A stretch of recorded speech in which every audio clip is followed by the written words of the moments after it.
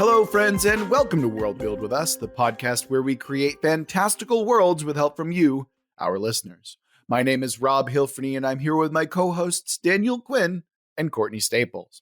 On today's episode, we are finishing up our foray into fully automated luxury gay space communism, aka Utopia of 1,000 Laws.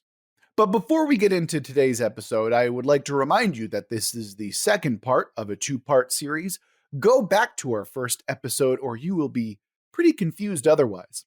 Also, a huge thank you to our patron, Commissar Whiskers, for this particular prompt. It's been an absolute blast running through this setting thus far, and I'm so excited to get to the next stage of our evolution, the next episode. And if you want us to build your world, you can always go to our website, worldbuildwithus.com, click the link, follow the instructions, and within a reasonable amount of time, we'll be building your world. If you want to follow us on social media, we're over on Twitter at Let's Worldbuild. Or if you want to get in contact with us more directly or be part of our community, come click the link and join our Discord, where we just have fun chatting about stuff in general. Episodes, world building, you name it, it's all over the place. It's a great time. And of course, if you're feeling particularly generous, like our patron, Commissar Whiskers, you can join our Patreon and get access to all sorts of patron-only goodies, including patron-only episodes, double the length on your setting, a patron-only Discord channel, and other stuff that I'm forgetting at the moment. But it's all there. You can go check it out on our Patreon.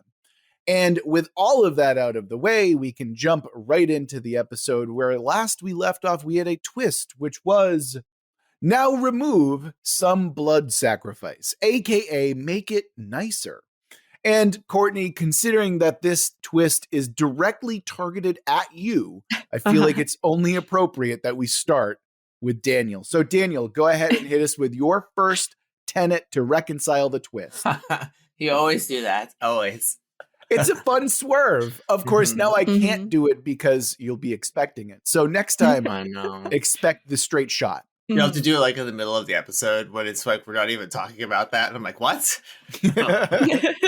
I'll figure out a way. Don't worry, I'm wily.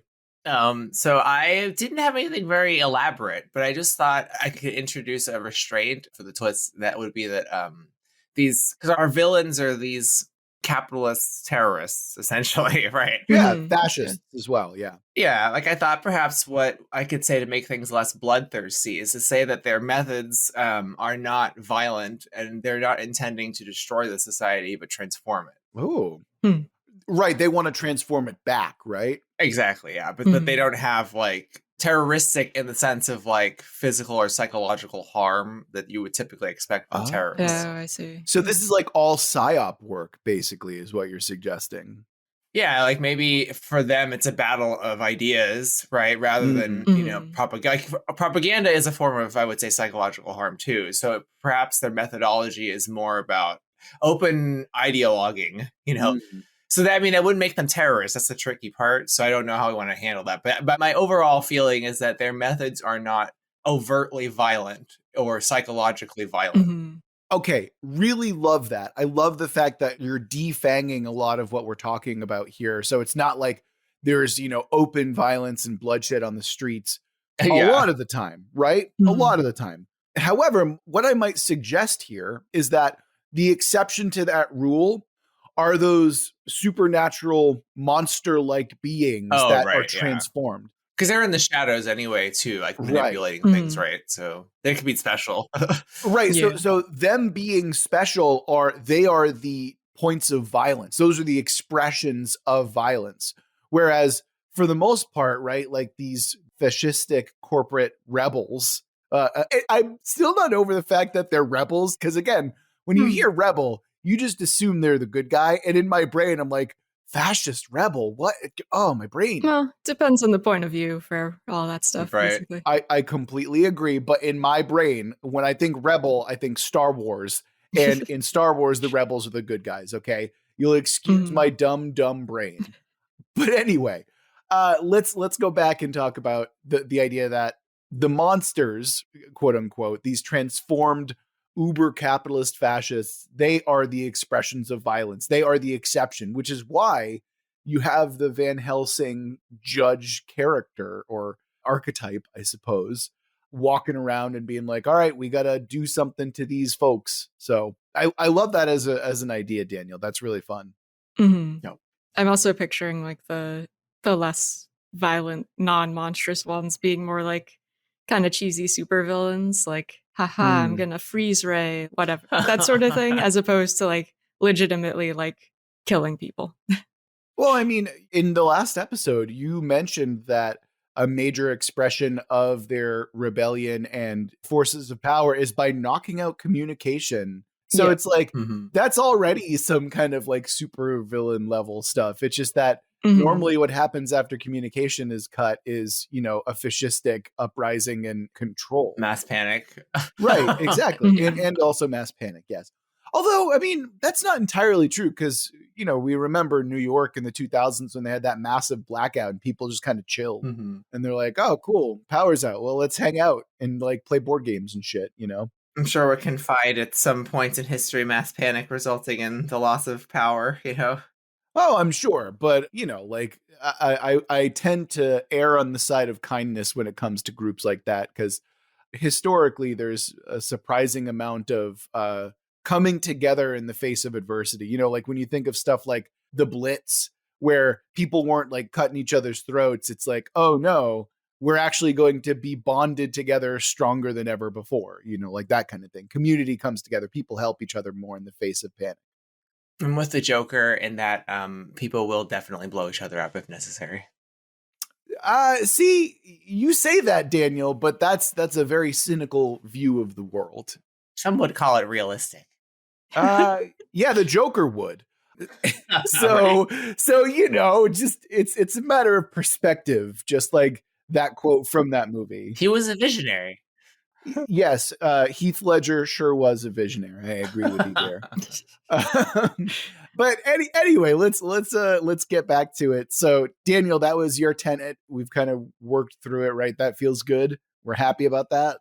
Yeah, I think that those special vampire characters, like they're their own magical special level of evil. But I think as long if we have the regular rebels, even though they might have fascist ideas or I don't know, like extreme versions of capitalist ideas, like the point is that they are not violent and they're actually fighting a battle of ideals. And I know that doesn't necessarily jibe with the whole fascist thing, but I think it's a fun concept to roll with. Well, and I'm sure they don't view their own perspective as fascist. Like, of course they don't. No fascist does. Although that's not entirely true. But anyway, yes, I love that idea. Like, I love that every henchman is basically like, I'm going to defeat you in the battlefield of ideas, you know, like, or the marketplace of ideas. Sorry. So yeah, I do really love that. I think that's really good. So Courtney, after the teasing you, let's go ahead and roll into your suggestion. So how mad are you that we have a specific twist that is designed to curtail your bloodthirst? So mad. So mad. No, I think it, especially in this setting, it feels like it fits well. So mine was that, you know, last time I established that art and the visual nature of things affects their function. And we then went into sort of a psychic link that you can have with maker technology. So I'm going to say that art therapy is a major facet of how the capitalist criminals are rehabilitated. They're given the artistic tools to work through why they value personal wealth and status over, you know, the collective good. And that process could potentially break down the monstrous aspects that they developed, like the sort of vampires and stuff that we were talking about. And of course, it's not a guarantee, but for the ones it does work for, it's obviously a more peaceful, less bloodthirsty method of resolving conflicts than violence or permanent imprisonment or what have you. Courtney, I gotta say, I really love that idea. Like, I think that's such a cool expression of everything that we've come together with thus far. I'm in love with that idea. Absolutely fucking love it. That's great. Awesome. That's a good extension of the initial tenet that we just introduced without it being intentional. Yeah. And that actually rolls straight into my kind of reconciliation with the twist, which is, though there are expressions of violence from our judge character, the ideal that they follow is nonviolent takedowns Mhm. and captures and stuff like that. And most importantly, I wanted to emphasize the role of rehabilitation. So the idea that we now have a specific art therapy thing, like, is an even better expression of what I wanted to really focus on anyway.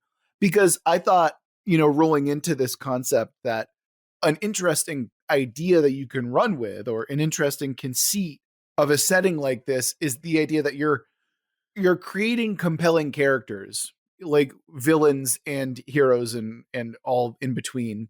And then, okay, so you have this expression of a monster, and then you have rehabilitation. So that character, that interesting character that you've invested in, sticks around and can be part of like the solution. And then of course you can have that anti-hero arc where they're tempted by certain things, and oh, maybe the art Mhm. therapy is not working as well anymore, and they're starting to develop back into that kind of person again that they didn't like. So you have all this potential for great intrigue and great character growth and development and stuff like that.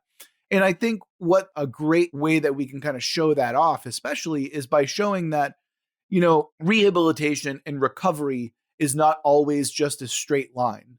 Because I feel like that's Yeah. often the case, right? Where, oh, you go through rehab and you're good right away again, where that's not how life Mhm. works, right? Like, you're going to be tempted, you're going to fall back, and you go forward again. Like, that's just kind of how the whole thing works. And I think that that's offers an idea in a way that we can express that.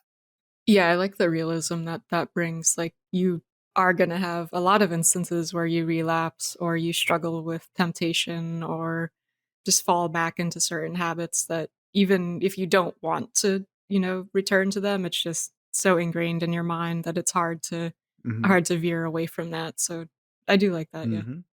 Yeah, I mean, I think what it does as well is, like, it does bring a sense of realism to what is an otherwise unbelievable, big air quotes around that, kind of setting and world, Yeah, yeah. And this is true, like anything that is difficult, right? That people will struggle.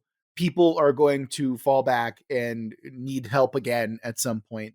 And I don't know, I just think there's something kind of beautiful and kind about the way that the world would work if we allowed that to happen. Mhm. Yeah, absolutely. Like, not have the sort of expectation of perfection when it comes Yeah. to recovery. Mm-hmm. Because that called restorative justice, I think, in social circles. Is it? Because I mean, Mhm. that's a cool phrase. I like that Yeah. phrase. I believe it, what it means particularly is using methods of, instead of punishing people, trying to Oh, heal yeah. them, I guess. Mhm. Yeah, like, that is absolutely something that I see as kind of a issue with our justice system in general, is the Yeah. focus on punishment, right? Like, it's a punitive focus. And that's like, just like our schools are fucked because we haven't tried to innovate in like over 100 years. Like, I feel like our justice system is kind of the same way, where it's like we're stuck in this very, very old way of thinking, Mhm. at least in the States. I know that in other countries that's not always the case, but Yeah. And here too, we've got the joy of the capitalist prison overlap, where there's private prisons that imprison people for profit, which is Oh, good yes. times. Yep. yeah, I mean, there's a whole industry about that. Yeah. Yeah. Yeah, we could spend a long time talking about Maybe that. that's a prompt somewhere, maybe that's a prompt that we can get into at some other point. But for the time being, we got way more interesting settings to explore here. So why don't we go ahead and roll into, so normally this is where we do a faction, right?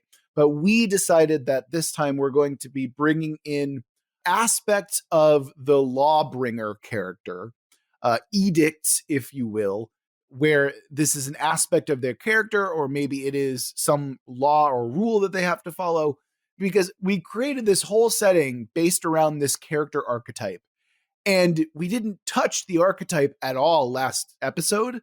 And because this character is so central to the setting, we were like, all right, we got to devote some serious time to getting to know this archetype a little bit better. So, Courtney, I picked on you before. and it's only fitting that I do it again. So Daniel, why don't you go ahead and start us off?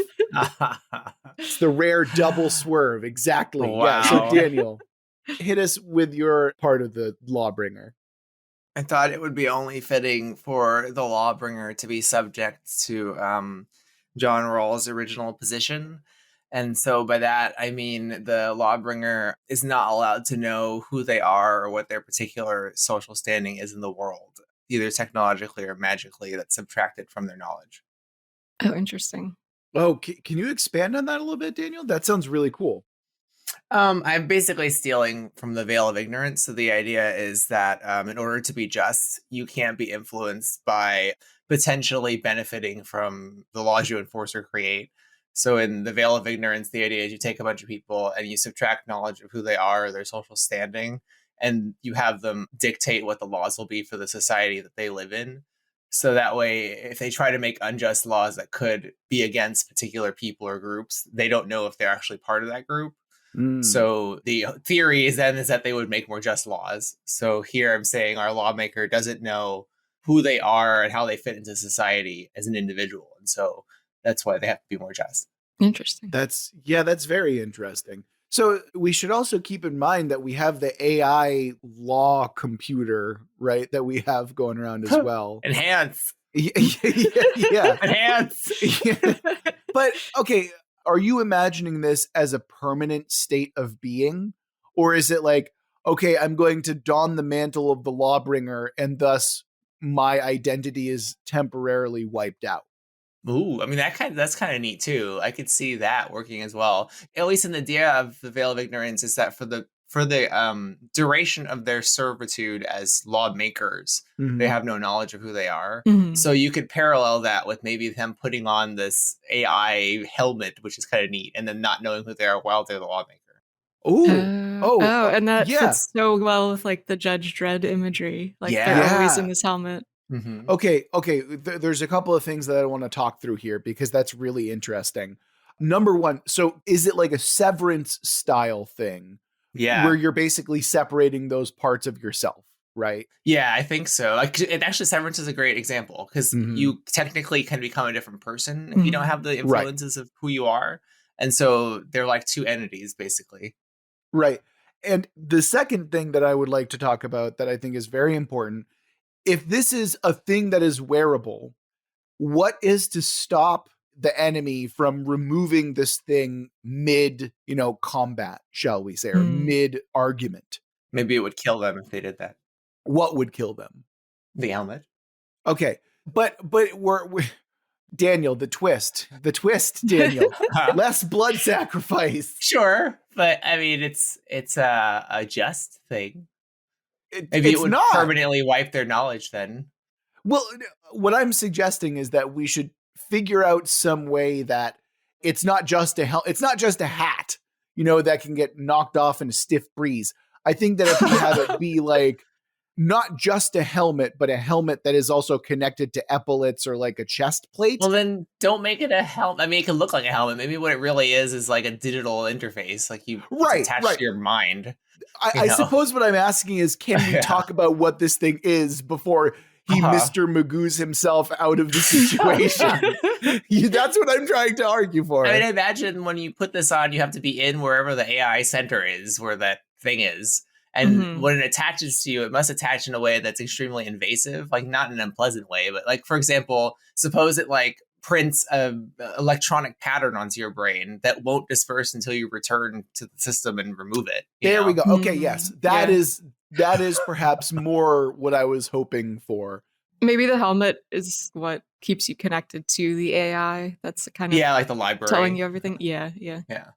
Oh, yeah. And then that way you could have like a fun little Cortana, like law buddy that you can kind of talk to the entire time. And if he gets knocked out, it just makes the Lawbringer a lot less effective because they don't have access to all the data. But it doesn't mean that they're de-patterned, Yeah. Okay, yes. Because that's the kryptonite, right? Like when you're completely taken out of it, you go from, hey, I'm a citizen and I'm a dad. Time to go to my job as the Lawbringer. Right. And then you wake up and you're in the middle of a fight and it's completely disorienting. You're like, oh, I was not prepared for this. What's going on? Like I just feel like it's a bit too easy. But I love the idea that we're giving them a weakness by knocking out communication with the law computer, but we're not making it completely debilitating, you know? Right. Yeah. Like they just, I feel like if they lose connection with that, they wouldn't be able to like process their rights faster or know facts Right. about the region they're in or like access the transit system at the right moment. Like all the superhero stuff you could see happening. Yeah. Oh, actually, that's kind of an interesting conceit for like an adventure or like a story, right? Where you know that the zone that you're about to enter into is cut from communication. So you're like, I'll see you on the other side.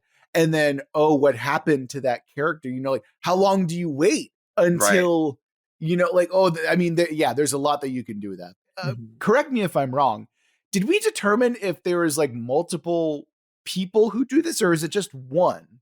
I think we were kind of implying one at a time, and like I think the original prompt too sort of implied that it was like one figure that people were afraid of. Right, because in Judge Dredd, right, which there's obviously some heavy implications about this, right?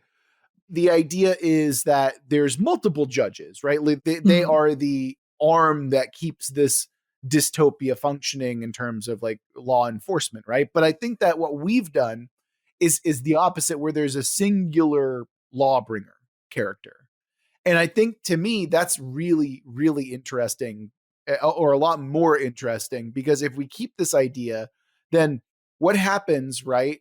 If a lawbringer character goes missing and then who do they have to find them? Do they create another lawbringer? Is that even possible? Do you have to create a brand new like imprinting system? Like, how does it work? I think that there's a lot of really cool and interesting questions that are involved when we only have one person taking on that lawbringer thing at a time. Yeah, I'm not entirely sure how to resolve that, though my facet does sort of relate to that, but also I'm not sure how it's gonna mesh with Daniel's. Well, let's hear it. Maybe we can figure it out together. Yeah, I kind of wanted to humanize this role. So my idea was that this is something that you switch out of after a period of time. It's not like a long-term job that you stick with for decades. Right. Because basically this role is understood to be a sadly necessary aspect of civilization. Like it's not deified, it's not seen as a superhero, but it's almost like the people who volunteer for this role, who are chosen, are doing it very much in service of the greater good.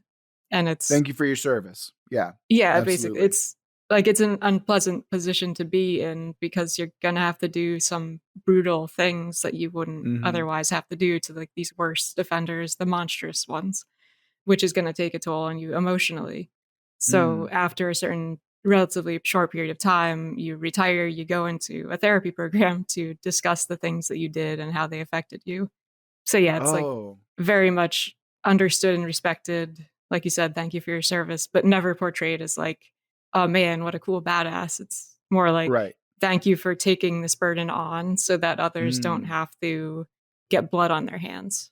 Yeah. And once you've completed it, you're actually given the help that you need to understand and process everything that you had to do. I really love that. I especially love that because when we take it into context where like we have the villains in rehab, I love the concept that you could have a lawbringer who's processing his own kind of issues side by side with someone who they are directly responsible for bringing in, right? I think there's a lot of interesting stuff that we can do there.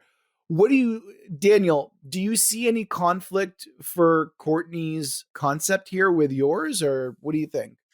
I actually don't. I think probably the way you can resolve knowledge of who you are, it might be that however long the service is for this, where you're patterned in such a way as to not know who you are. Because it can't be the situation where it's like I go and put it on, do my work, and then I go back knowing that I just did that. Like obviously that can't be the case. The person must either it's a prolonged assignment, right? Or when you're returned, you don't know what you were doing during that period, or it's like hidden from you in some way. But more to the point, like I think the therapy thing could be useful if after their service is complete, like let's say they served a year or whatever, I bet there's some residual effect on their minds for having having been gone for so long that they probably have to resolve. And maybe then they remember all the things they did in a sense, because now there's no danger in them knowing that at that point, because they're not making any more laws at that point, or at least executing on the law anymore. Yeah. I like that. Mm-hmm. Very much so, yeah. Yeah. I like both the aspect of them remembering the stuff that they did, but also just the fact that, like, in their mind, they kind of just lost a year of their life. And, like, how do you reconcile with that? It's kind of like remember in Star Trek, the characters there's 2 episodes where they end up experiencing a whole lifetime, one in prison and then one a whole actual lifetime. Like those characters throughout the rest of the series have therapy regarding that. So it makes sense, Yeah. Yeah, I mean, who knew we'd be talking so much about therapy in this particular episode? But boy, is it accurate and helpful, and yeah, that's really great. Yeah. So, question, right? Like, the role, is it then anonymous? Because it's like it's a figurehead role at that point, right? Like, you never really know who's behind the mask. Yeah, I think it has to be. That's the premise, at least, of my thing. Right. Okay. Gotcha. Though I imagine the people, like, close to the ones who are chosen for this would kind of know that something's up if this person just sort of disappears for a year. Yeah, there'd have to be something to resolve that, because, like, that's the other thing too. Like, no one. I mean, actually, it doesn't matter. It doesn't actually matter if you know that your wife went into the machine and became part of the laws. It's okay for you to know that, because what we're trying to protect is the lawmaker from their own knowledge of themselves. Right. You see what I mean? Because if they know who they are, they're going to waver in their decisions because they'll have personal attachment to the world. So I don't think it matters if part of your family is missing and you know that they are the lawmaker. Because he can't, even if you try to exploit that as a villain, he's not going to care because he doesn't know who this family is. And if you told him the truth, maybe that's something like that has to be resolved, because that he can't know. Right. I mean, it's also something like, oh, you have my family. Okay, I'm going to treat them like any other person, any other citizen, right? That's the idea. He wouldn't feel the attachment to them. Exactly. Yeah. Exactly. Like, I don't know who you are, but I'm still going to try and save you because that's my job and that's what I do. Yeah. Well, there's some interesting conceits here that I think mesh well with what I had in mind. I have this idea that because there's an individual, right? There's the individual who is the law. They are the lawbringer, the lawmaker. Well, they're not the lawmaker. They're the lawbringer, right? They're the enforcement of the law. I have to imagine that there is a crew of people who are, it is their job to help this lawbringer. They're not out there, doing the justice part, but they're there, like, providing intel, support, all that kind of thing, to make sure it's a field team, right? Like, okay, we suit up this person to be the lawbringer, and then there's a team surrounding them. The reason why I think it might be interesting is, what if part of the therapy for coming out of that lawbringer thing is being part of that crew? Like, oh, I've done the job. Now it's my job to, or maybe there's like a cycle that happens where you start by being part of that crew, helping them and getting ready for it. And then if you think that that's something that you're willing and capable and able to do, then you take on the mantle. And then after that, you help process those people through after the fact as well. Like, I've done my year. Now I'm out of the suit, and now I get to help the lawbringer again. Like, it's part of this whole process of the lawbringer, right? Because it's such, I think everyone is cognizant of the stress and pressure that is put on this role. And they're trying to make an extended process to help them out before and after this whole thing happens. No, I like that it makes a cycle out of their view on restorative justice, so to speak. Like, not only are the villains rehabilitated, but the hero himself has to be rehabilitated from, what he's gone through. And the people who are part of that cycle do the healing too. Yeah. And again, like, just from a logistical standpoint, right? If you're part of a team that is, like, oh, I'm helping this person out, and you see what it does to them, and you're like, oh, I can't actually handle that. Then you're like, I'm not going to be part of this team anymore. Thank you. I'm going to find some other job. That way you can find the best choice for that lawbringer position anyway. Because it's like, oh no, you see what it does to them, and then you can then make that decision on your own, that kind of thing. I think it makes for more compelling characters overall, because there is a real sense of purpose for those who don it. And then the doubts that you can play up, because it's like, oh, I thought I was ready and I certainly wasn't. And, like, I don't know. I think it becomes a far more cerebral and interesting kind of character driven story when you focus on stuff like that. Yeah, and I do like the idea that they're allowed to back out, because I mean, awful things can happen if you've got somebody who's in a position like this and you've forced them to keep going even when they clearly are not, able to. So I think it fits with like everything else that we've discussed so far. Right. It's non-coercive. And I think that Right. emphasizing the volunteer aspect is really important. Yeah. Yeah, absolutely. Well, all right. We rolled through that stuff pretty easily. Now, speaking of rolling, I thought it would be really fun if for the main quest, like we could do something really bombastic, like, oh, the empire that created this rim ship or rim world is invading, and like that is something that I'm not really interested in talking about right now. I was thinking that what we could do for our main quest is just do like a monster of the week style thing where we roll a random die for some monsters that I have here, and then we create a story based around that. And I mean, just understanding what that monster, quote unquote, looks like and how they express that side, I think that'd be really interesting. What do y'all think? Yeah, I'm down for that. Yes, especially if our monsters can be broadly interpreted. That is expressly what I'm looking for here, Daniel. So yes, I think we're on the trolley together. No, we're having a literal mummy in space. That's yes, I know. I'll be so disappointed.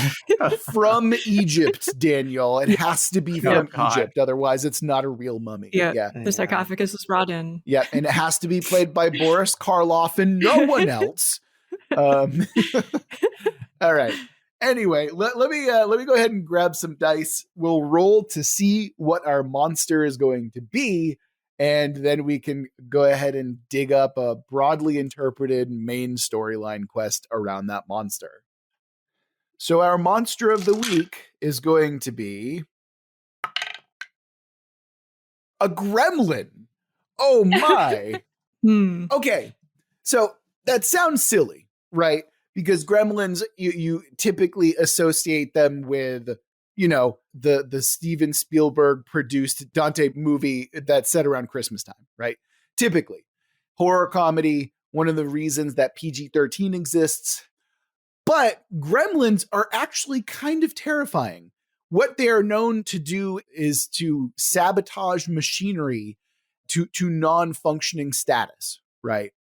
So in World War I or World War II, I think, whenever planes' engines failed or any part of machinery stopped working, soldiers would often blame gremlins on those things not working. Now, again, this is potentially an inherently silly thing when we think about them. They're like small, like, oh, they mess with machines.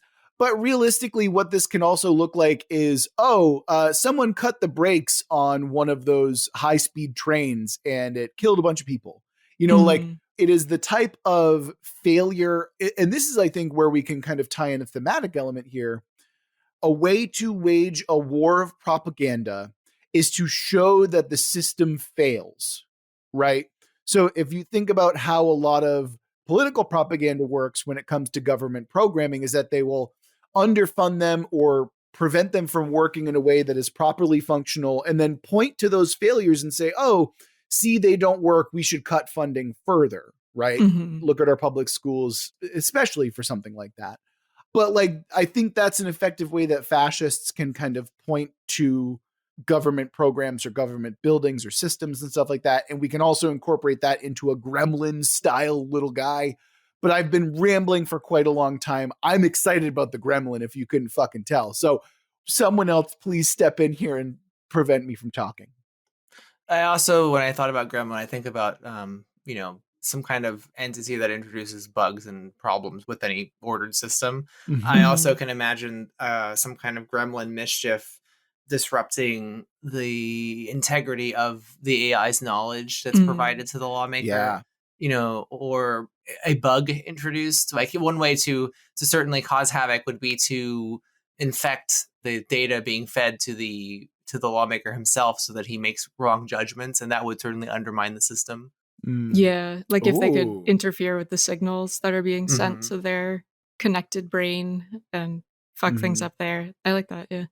we could see all caps Gremlin, which is a project of the capitalists to swap out the AI system temporarily on the lawmaker so that the person he's hearing is not, in fact, the one he's used to trusting, and it's giving him wrong information. And of course, Gremlin is spelled GRM1N because you got to do something dumb like that, of course. But yeah, I think that's a really interesting way that kind of, okay, I'm thinking that there's an escalation where it starts off with like mischief, right? Maybe there's like, oh, the water fountains are high blasting pressure or something like that. But then it escalates and escalates and escalates because, as Daniel's kind of implying here, there's a viral aspect to it. And so the first phase is just get attention so someone who has more access to more important things will come and fix it. And then you ride up the ladder until you hit the lawbringer, who's the target the entire time. And then that's where that kind of comes in, right? So in the middle of the story, you have, oh, you're chasing down the gremlin who is manifest in some like gremlin form or something like that. And then the lawbringer stops that kind of action, right? Prevents the disaster from happening. But during that time, they are infected by the gremlin virus, something like that. Yeah.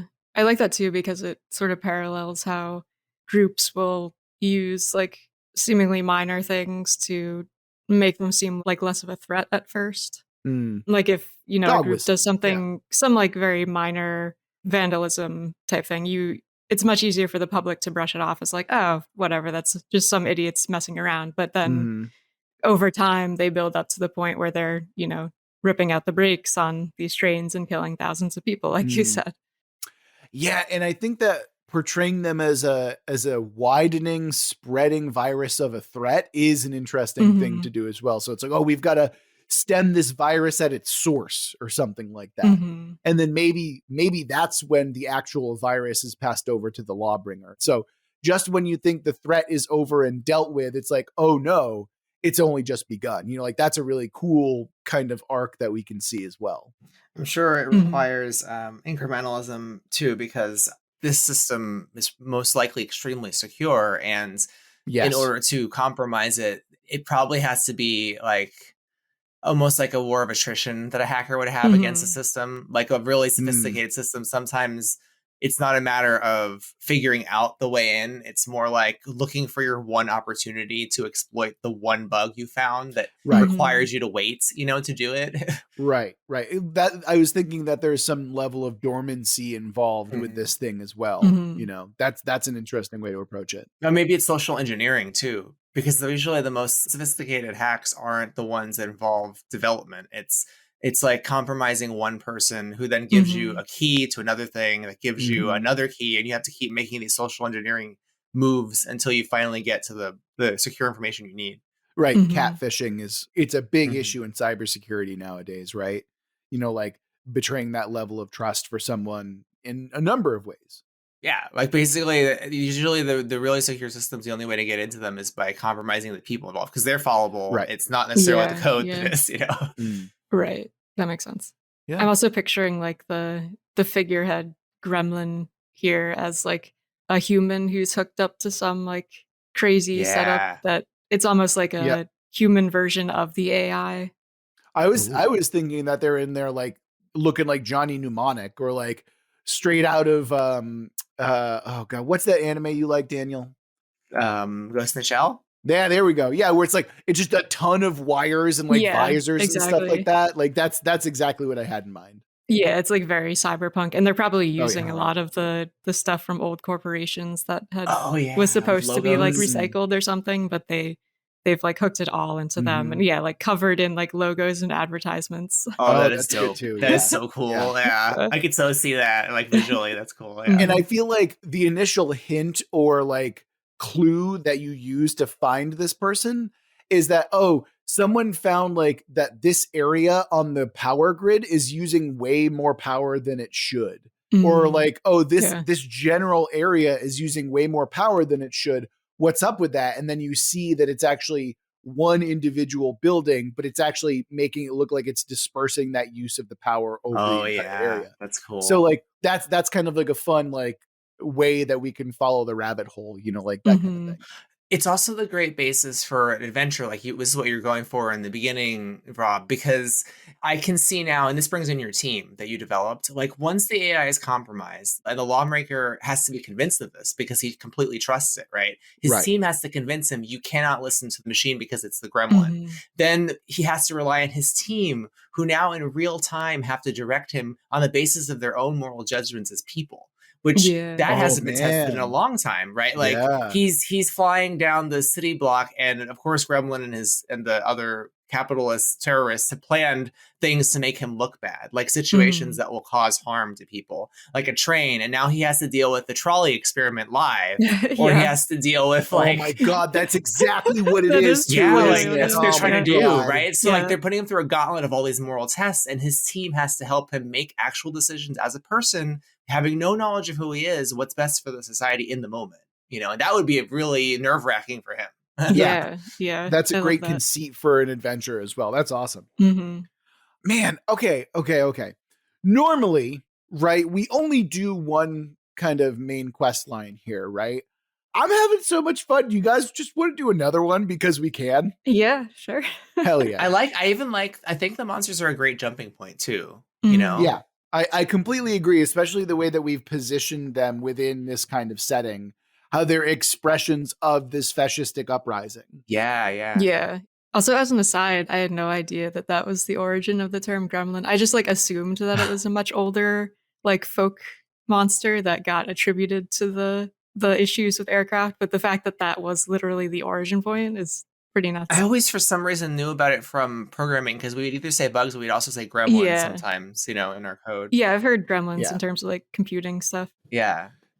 It's so much fun. All right, no more gremlins. We're moving on to another monster, and that monster is going to be. Ooh, it's a mimic.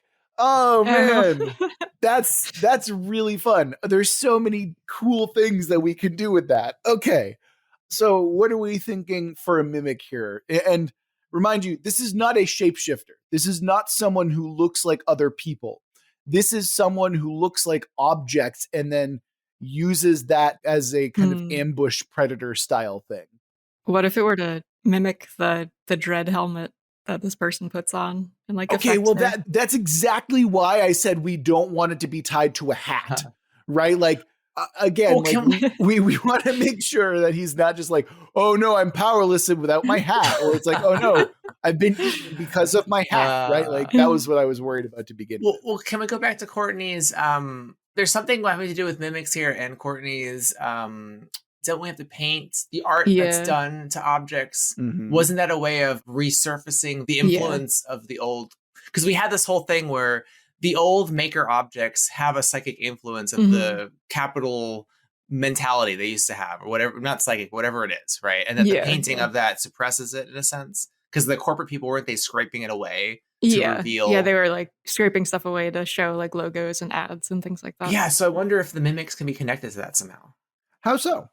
I don't know. That's why I just feel like that might be a cool connection, because we haven't really played with that. And the reason why I think the mimics make sense with it in some ways, because the mimics are making something ordinary horrific, right? The idea that, my room, there might be something that I'm used to here and that I'm familiar with is actually my enemy, I think speaks to the idea of this old thing that's been repainted is familiar to us, but beneath the surface, it's actually bad. Yeah, maybe it's the mimic somehow inhabits or is one of the maker machines that's been repurposed to cover over the capitalist stuff. So if somebody's doing some huge mural to cover over some enormous office building or whatever, and they think that they're doing a good thing, even while they're working on it, they're seeing the art as they intend it, but then maybe the next day it's warped into more imagery that reinforces the capitalist stuff, that reinforces the corporate everything. Did you just say that the maker machine itself is the mimic? Yeah. She did. Oh man, that's good. Because now you're able to... Because the maker machines produce, right? If you can corrupt the DNA of the thing it produces, that's pretty bad, right? Yeah. That's real bad. Yeah. Oh man, because now you have potentially an entire building that is just like literally warped to fascistic ideals, you know, or something like that. Yeah, that's really good. Oh man, that's terrifying. Absolutely. Yeah. I'm seeing all these little, I mean, a goofy version of this, little machines popping out, you know, corrupted merchandise, or if it's a building, like buildings popping out corrupted, I don't know what, you know. Well, I mean, yeah. It's toys, Daniel. It's always toys. It's always to get to the like, children. Yes, to get to the children. Yes. Corrupting the next generation to turn them into capitalists. Yes. Oh my god. Because it's a war of ideas, right? Like if you can't beat the people whose ideas are solidified and crystallized into Lisa Frank brutalism, you corrupt the youth. That's what I would do. That's what I would do. Guys. Hold on. What if they were Pokemon, where you have to collect them all? Yeah, I was thinking Beanie Babies for the same reason. Yeah, like, you always want that. Yeah. There's false scarcity, and suddenly there's a market for them. Yeah, that's not what they. Yes. Yeah, that's what would happen. Horror. That's sheer horror in their society. Oh no, it's awful. It's just like real life. Oh. Yeah. It's perfect. Oh fuck! Yeah. And there, your mimic really is the toy in the hands of the child. That it should be a toy, but it's actually an instrument of greed. Right, but it's not actually the toy. Let's go back to Courtney's idea, where it's the maker machine itself. That's absolutely. I just mean like metaphorically, like the familiar thing is the toy that should comfort the child, when really it is the extension of this machine that is in fact the evil, right? That's kind of what I think is really interesting about this particular, if we're thinking that the machine itself, maybe there's some AI to it, like this is something that is particularly challenging, right? Because now the Lawbringer is not dealing with a human element. It's literally dealing with a machine. So it's challenging on a different level.